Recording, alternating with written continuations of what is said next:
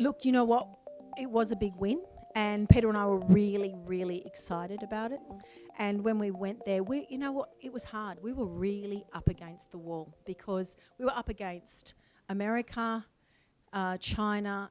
In the end, China did pull out, but so that made us. We were up against America, and they had a lot of resources. We had partnered with Destinations New South Wales, and they had put, in conjunction with us, we'd put together the most spectacular presentation.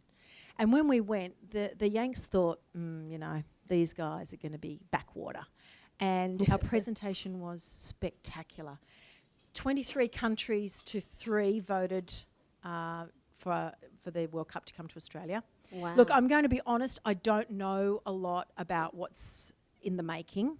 We've got our team here, and I've got a lot of other things which I'm working on, and Pete's running the World Cup. But I do know that there's some really, really cool things that we're going to be doing. Like eating. We're not going to wing it at all, no. Partying and stuff.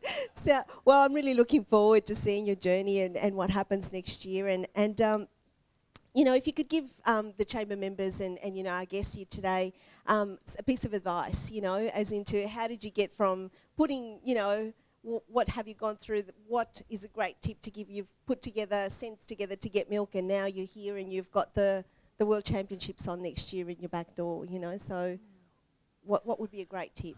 Do you know what? A lot of people always ask me that. You know, what is one pearl that you can give to me that's going to make my life different? And I think we all hang on that. What is it that one thing?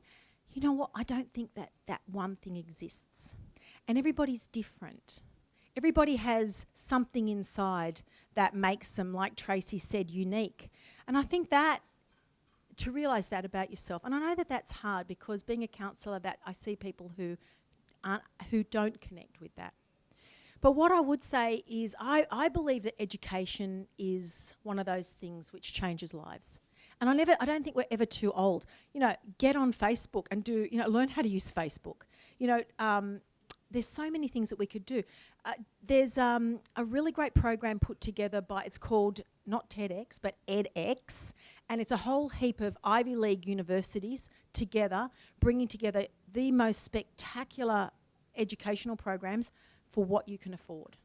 And I've just started doing, a couple of months ago, I started doing a marketing little program so I could learn how to do marketing. So I would say, one, don't believe that balance actually exists, because it just does not. Get educated. That's really important. Never stop educating yourself. And women need to come together, you know. We need to support one another. You know, it's really hard. It's hard. It's hard to be a human being. And the last thing I would think is on this idea of feminism. Feminism's not just for women. You know, feminism is about equality. And, you know, having been brought up by a feminist and marrying a feminist, I would say, let's encourage men to be feminists, because that's really, really important. Give them the space to do that.